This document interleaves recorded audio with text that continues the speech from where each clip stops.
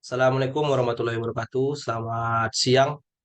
Eh, Kami dari kelompok 5 ingin mempresentasikan hasil kerja atau hasil diskusi kami, yaitu materi tentang perancangan sistem pakar analisa transaksi keuangan mencurigakan menggunakan metode forward chaining. Sebelum kami mulai ke pembahasan, izinkan kami memperkenalkan nama kelompok kami. Yang pertama, yaitu saya sendiri sebagai moderator, M. Arif Perdana.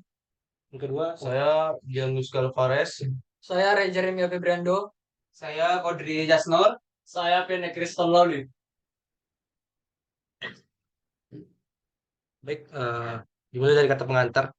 Puji syukur kehadirat Allah Subhanahu wa taala yang telah senantiasa melimpahkan rahmat dan hidayahnya sehingga kita semua dalam keadaan sehat walafiat dalam menjalankan aktivitas sehari-hari.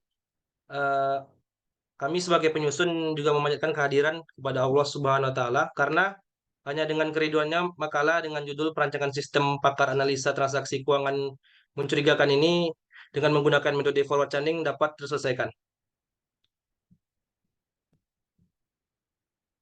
Selanjutnya akan diteruskan oleh pendahuluan siapa? Aku. Aduh kan. Mana ulang kan? Langsung ya. Nanti di ya. Selanjutnya akan diteruskan pada teman saya, Ray Jeremia. Pada Ray dipersilakan. Satu, pendahuluan. Berkembangnya modus dan teknik pencucian uang yang dilakukan oleh individu dan organisasi kejahatan seringkali membuat penyedia jasa keuangan input untuk mengetahuinya. Transaksi yang dilakukan tidak lagi menimbulkan kecurigaan dari penyedia jasa keuangan, karena transaksi yang dilakukan menyerupai transaksi normal, namun sebenarnya merupakan modus dan teknik pencucian uang. Dalam upaya untuk mencegah tindak pidana pencucian uang dan mengawasi transaksi keuangan mencurigakan, maka perlu dilakukan pengumpulan parameter, modus dan teknik pencucian uang dalam suatu kolektif base indikator transaksi keuangan mencurigakan. Knowledge base tersebut akan digunakan oleh sistem pakar yang kemudian diolah menjadi transaksi dapat dikategorikan sebagai transaksi keuangan mencurigakan atau tidak. Parameter, modus, dan teknik pencucian uang yang dikumpulkan tidak hanya didapat dari aturan-aturan yang dikeluarkan oleh lembaga resmi anti pencucian uang, namun juga diperoleh melalui informasi pihak. Pelapor yang terdiri dari lembaga bank maupun non-bank. Semakin banyak college base yang terkumpul terkait transaksi keuangan mencurigakan akan semakin baik untuk dapat digunakan oleh sistem pakar. Oleh karena itu, kami kelompok 5 sangat tertarik untuk mengkaji dan menganalisa mengenal problematika ini. Baik, sistem pakar. Sistem pakar adalah salah satu cabang dari artikel intelligence atau AI yang membuat pengguna secara luas pengetahuan atau clonex next clonex yang khususnya penyelesaian masalah tingkat tingkat tingkat manusia yang pakar.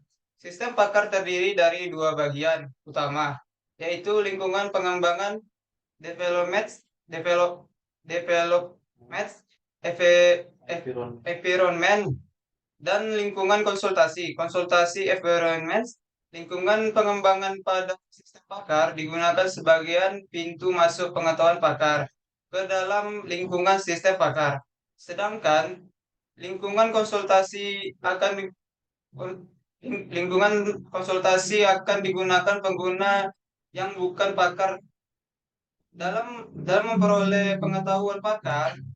Bisa dilihat pada contoh gambar di bawah merupakan serangkaian alurnya. Selanjutnya akan saya lanjutkan forward chaining. Suatu rantai yang dicari atau dilewati dari suatu permasalahan untuk memperoleh solusi disebut forward chaining. Forward chaining adalah contoh dari konsep umum, di mana fokus perhatian dari penalaran dimulai dari data yang dikenal. Dari definisi tersebut dapat disimpulkan bahwa forward chaining adalah suatu metode pencarian fakta, di mana fokus penalaran mulai dari data yang dikenal dan berakhir pada sebuah solusi. Berikut ini contohnya. Baik, akan dilanjutkan oleh saya. Transaksi keuangan mencurigakan. Dalam proses pencucian uang dikelompokkan dalam 3 tahap kegiatan, yaitu placement, layering, dan integration. Ketiga kegiatan tersebut dapat terjadi secara terpisah atau simultan, namun pada umumnya dilakukan secara tumpang tindih dan bersamaan sehingga terkesan sebagai transaksi yang sah dan tidak menyalahi aturan. Placement atau penempatan adalah upaya menempatkan harta yang dimiliki dapat berupa uang yang berasal dari tindak pidana ke dalam sistem keuangan. Hal ini dapat berupa pergerakan fisik dari uang kas seperti penyelundupan uang tunai dari satu negara ke negara lain. Layering atau pelapisan adalah satu proses pemindahan dana yang dimiliki dari beberapa rekening atau lokasi tertentu yang berasal dari hasil upaya placement ke tempat lainnya melalui serangkaian transaksi kompleks yang didesain sedemikian rupa guna menyamarkan atau mengelabui sumber asal uang haram tersebut. Integration atau penggabungan adalah proses pengalian uang hasil kejahatan yang dicuci dari kegiatan placement dan layering ke dalam aktivitas atau bisnis yang resmi tanpa ada hubungan dengan bisnis haram sebelumnya. Pada tahap ini, uang hasil kejahatan yang telah diputihkan dimasukkan kembali ke sistem keuangan yang umum dalam bentuk yang sesuai dengan aturan hukum dan telah berubah menjadi legal atau resmi. Berikut adalah gambar contoh dari skema pencucian uang. Selanjutnya akan dilanjutkan oleh teman saya, Gilang Rifkil Fares. Metodologi penelitian. Metode penelitian yang digunakan dalam penelitian ini adalah metode kualitatif. Metode kualitatif adalah suatu pendekatan yang juga disebut pendekatan investigasi karena pengumpulan data dilakukan dengan cara bertatap muka langsung dan berinteraksi dengan orang-orang di tempat penelitian. Sementara itu, menurut metode penelitian kualitatif adalah metode penelitian yang berlandaskan pada filsafat positivisme digunakan untuk meneliti pada kondisi objek adalah alamiah. Sebagai lawannya adalah eksperimen di mana peneliti adalah sebagai instrumen kunci. Pengambilan sampel sumber dan data dilakukan secara purposif dan snowball. Teknik pengumpulan data dilakukan dengan triangulasi, gabungan, analisis data bersifat induktif atau kualitatif.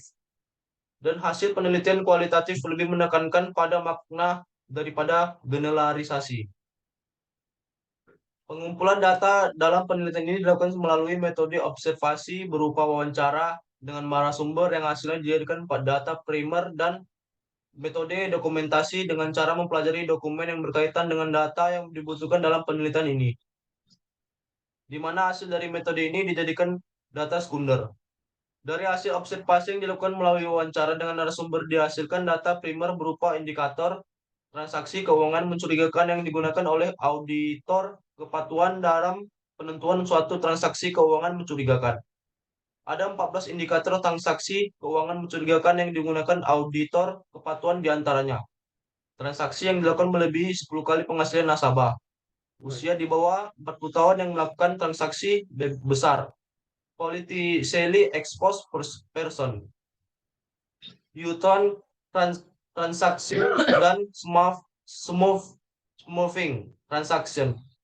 Sedangkan pengumpulan data melalui metode dokumentasi dilakukan dengan menelaah peraturan kepala PPATK nomor per 04 atau 1.02 atau PPATK atau PPATK 03 2014 tentang perubahan atas peraturan kepala PPATK nomor per 11 1.02 PPATK 06 2013 tentang identifikasi transaksi keuangan mencurigakan bagi penyediaan jasa keuangan dan peraturan kepala PPATK nomor per 02 1.02 PPATK 02 15 tentang kategori pengguna jasa yang berpotensi melakukan tindak pidana pencucian uang. Dari hasil penelaahan tersebut, didapat indikator transaksi keuangan mencurigakan yang terbagi dalam 4 kategori, yaitu berdasarkan profil nasabah, negara asal nasabah, keinginan bisnis nasabah dan produk dan atau jasa yang digunakan nasabah dalam bertransaksi. Berdasarkan data primer dan sekunder tersebut dilakukan kompilasi untuk mendapatkan indikator transaksi keuangan mencurigakan termasuk nilai bobot atau masing-masing indikator yang ditunjukkan pada tabel berikut ini. dengan nilai bobot yang dimiliki pada masing-masing indikator. Agar diketahui kemungkinan adanya transaksi keuangan mencurigakan diperlukan perhitungan total. Nilai bobot dengan rumusan jumlah nilai bobot atau pertanyaan yang terjawab. Total nilai bobot yang dihasilkan dalam perhitungan tersebut dikompilasi dengan tingkat nilai bobot sehingga dapat terlihat hasil deteksi dari transaksi keuangan yang ada apakah terindikasi mencurigakan atau tidak seperti yang ditunjukkan pada tabel berikut ini. Baiklah, selanjutnya akan dilanjutkan oleh Pian Eki. Pada Pian, saya persilakan.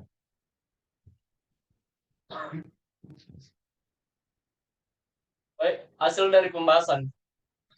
Use case diagram. Diagram ini menggambarkan pengguna dan perilaku pengguna dari sistem pakar transaksi keuangan mencurigakan. Pada sistem ini pengguna terdiri dari user akhir atau end user. Dalam hal ini penyedia jasa keuangan dan administrator sebagai pengelola sistem. Perilaku pengguna dalam sistem ini adalah kewenangan yang diberikan untuk menggunakan sistem. Pengguna dan perilaku pengguna tergambar dalam diagram use case berikut. Kelas diagram. Atribut dalam sistem ini digambarkan dalam sebuah kelas diagram dan sekaligus menggambarkan fungsi yang ada dalam tiap kelas.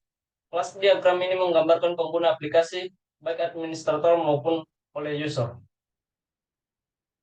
Produktif sistem pakar transaksi keuangan mencurigakan dirancang dengan berbasis web.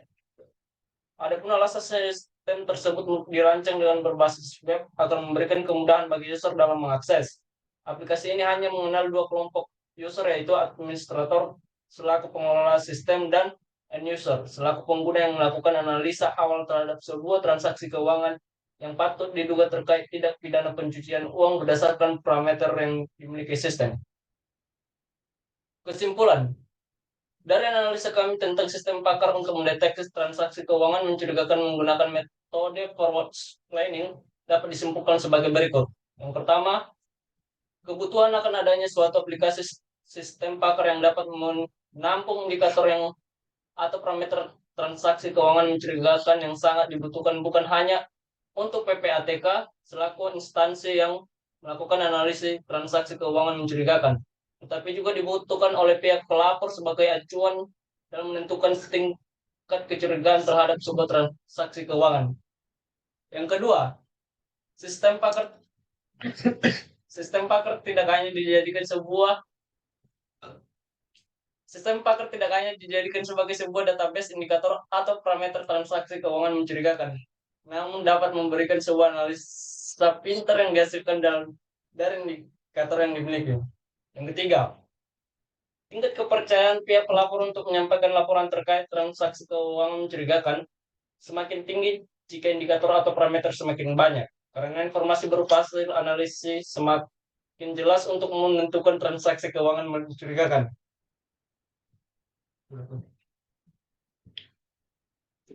Baiklah, sekian hasil dari diskusi dan presentasi kerja kelompok kami. Jika ada kesalahan mohon dimaafkan. Lebih dan kurang